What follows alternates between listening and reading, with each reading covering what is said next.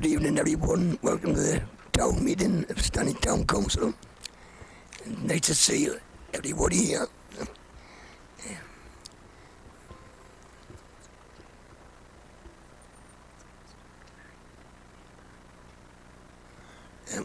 We are screening it live, and it will be on YouTube.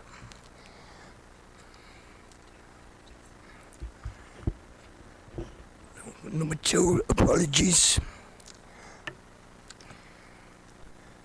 We've received apologies from councillors Angela Hanson, Sam McMahon, Joe McMahon, Carol Hampson and David Tully.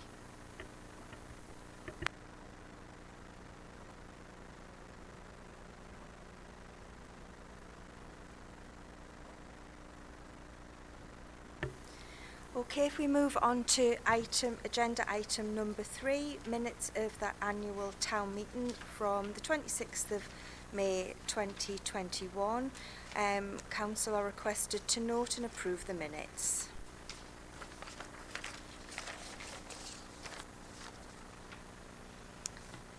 Any comments? No. Could we have somebody to propose and second them? Okay. Thank you, Councillor Ferry. Anybody to second it? Thank you.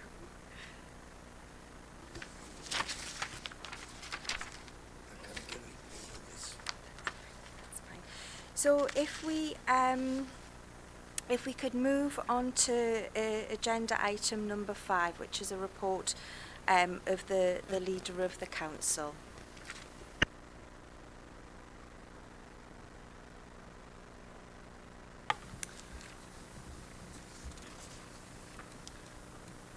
Hello everyone, and thanks very much for coming along tonight to the town meeting.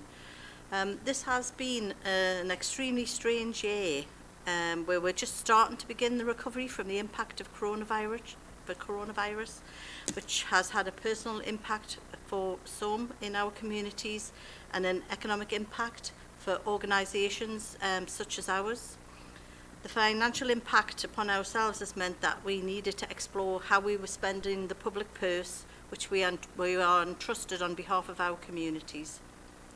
So this led to a full council workshop looking at the council budget and how we spent it, and what we as councillors on behalf of our communities had identified as priorities, and we came up between all of us with things such as antisocial behaviour, sustainable environments, making our outside spaces look really good, just to name a few, because obviously there was quite a few more priorities than that.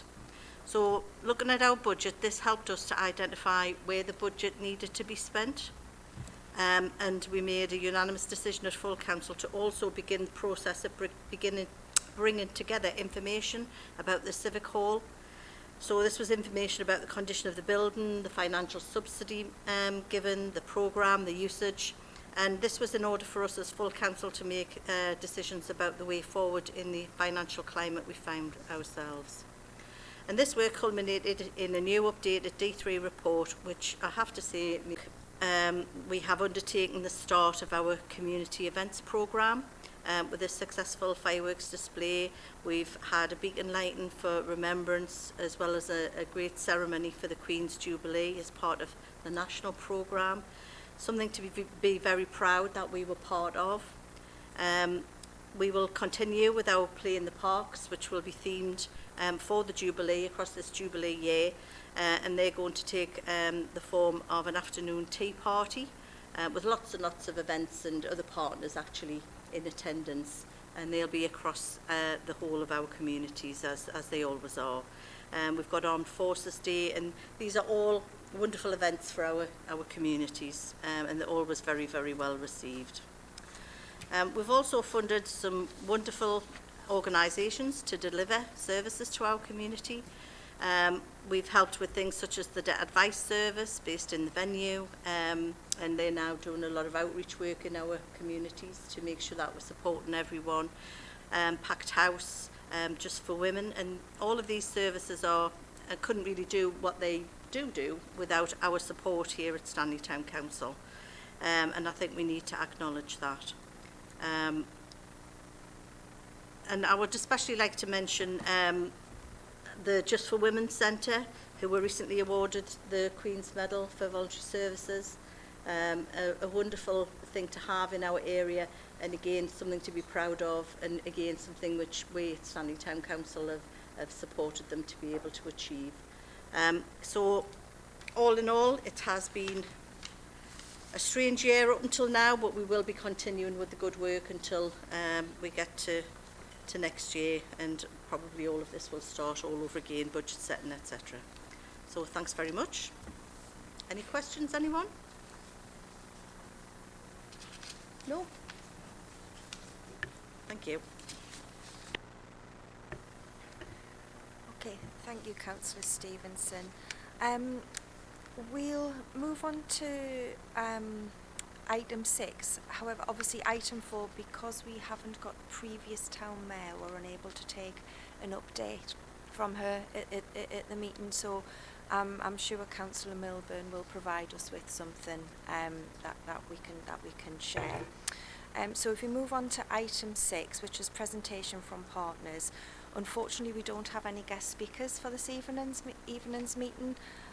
We had approached a couple of organisations, but unfortunately they weren't able to attend, and then unfortunately got too short notice to bring in other people. So hopefully their updates will come in meetings later in the year.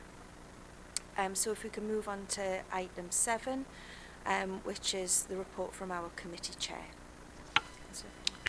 Good evening, everyone. I'm Councillor Gordon Binney. I'm the chair of the Finance and General Purposes Committee, and I welcome the opportunity to give a brief report highlighting the businesses dealt with by the committee during the last civic year, which the leader of the council has already alluded to was a very strange year, coming the transition from COVID to reality. This is the reality we have looking forward to us. The committee itself meets once a month on the second Tuesday of the month. It's made up of 12 members who are drawn from across the council. This includes the town mayor, the deputy mayor, the town clerk and finance officer also attend the meetings.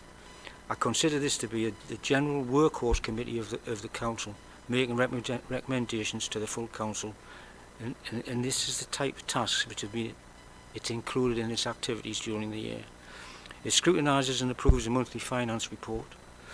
It works with the town clerk, financial officers to produce an annual balanced budget to ensure that council's responsibilities and objectives can be met for the coming year.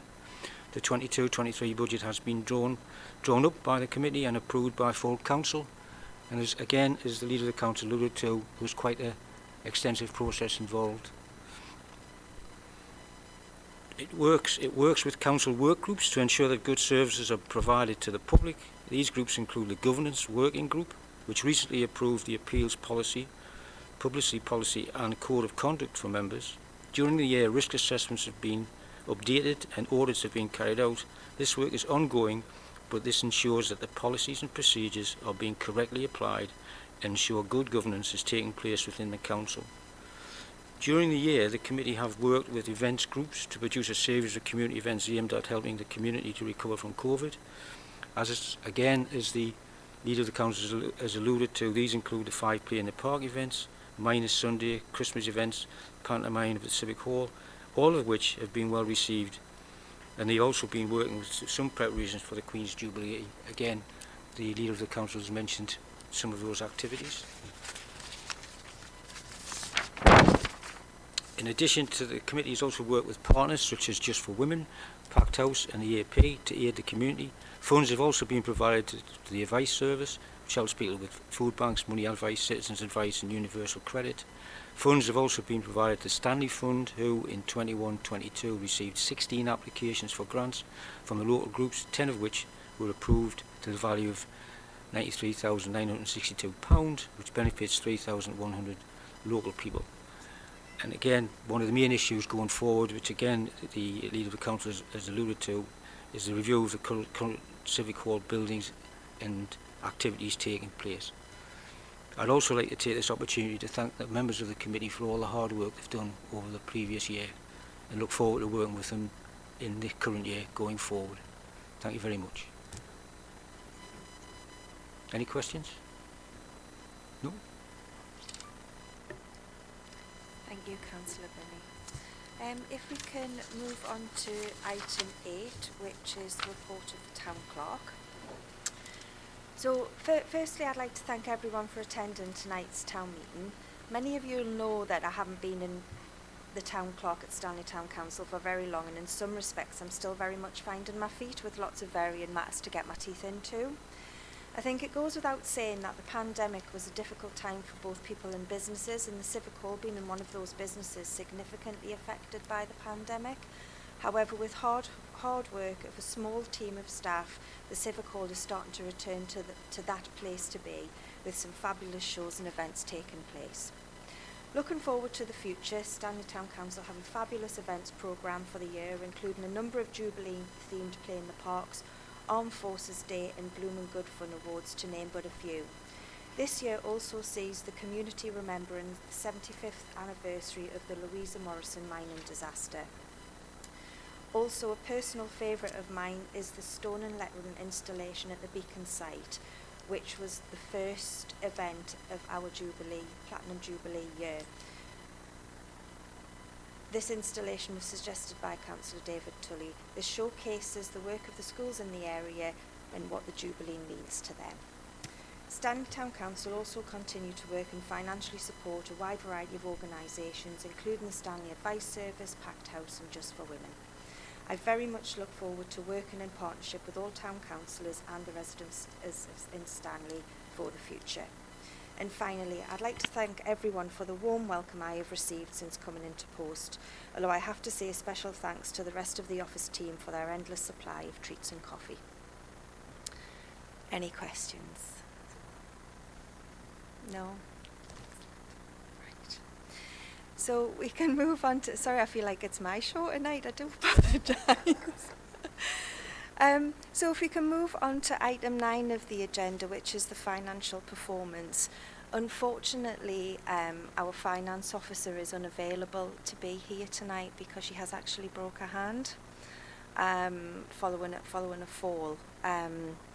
However, the financial position is the same as it was at our AGM, and for anybody who wishes to view our financial records, they are held online, or please contact us directly and we'll be able to provide an update. Any questions?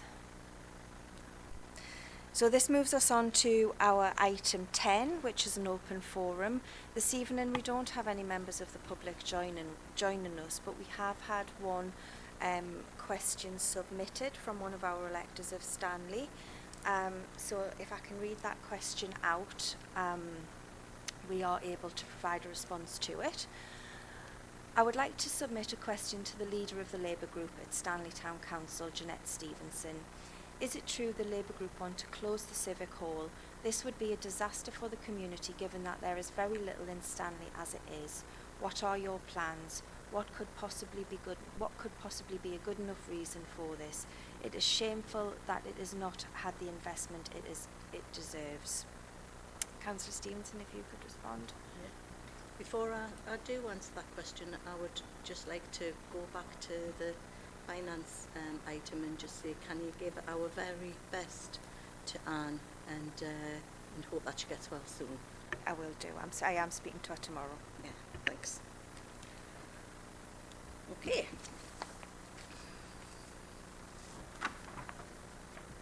So firstly, I would just like to say thank you to our resident for their question.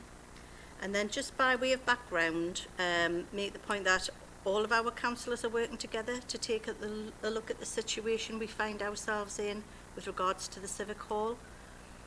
Following the recent pandemic and the financial difficulties created by not being able to hold events at the Civic Hall, we find ourselves in a similar predicament to many other theatre venues.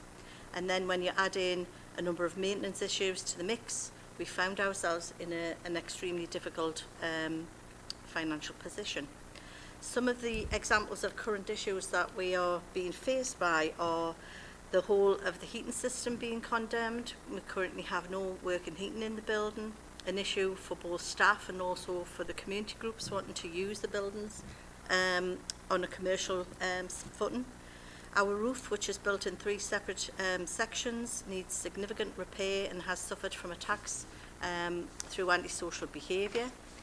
And we also have a range of other major internal works being identified, things such as damp, terrible decoration, and in particular the building not being fully DDA compliant, which is obviously an issue when you're having people coming into it. So in order to try to tackle these issues, all of the councillors of Stanley Town Council have worked together and have taken the decision to review the future use of the building, given the serious and very costly issues that it's now facing. One of the major issues that needs to be considered is that Stanley Town Council do not own the building. It is in fact owned by Durham County Council. The review itself that is being undertaken is currently at the very early stages of information gathering, and we are working with our building landlords in an attempt to secure their support to help bring the building up to the current required standards.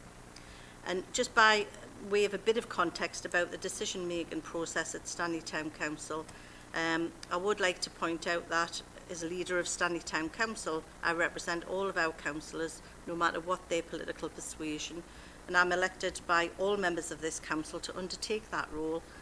And I personally firmly believe in working together, and we have done so in particular on decisions regarding the Civic Hall, so there is no one political party making this decision, as seems to be suggested in the question. So the process will be, once we have all of the information available to us, we will be launching a consultation with the residents of Stanley area, detailing the condition and the financial status of the building as it currently stands, and how this will look in the future. And it will be the residents of Stanley area who will be feeding into the decisions being made about the future of the Civic Hall, along with ourselves as town councillors. However, all options do need to be considered, including a worst case scenario where Stanley Town Council hand the Civic Hall keys back to its original owners, Durham County Council. In the meantime, the building remains very much open, and we are welcoming lots of groups through the door. So just in summary, the aspirations of every single one of us as Stanley Town Councillors are that we can work with our landlord, Durham County Council, to keep and improve what we consider to be a major asset for Stanley and its residents.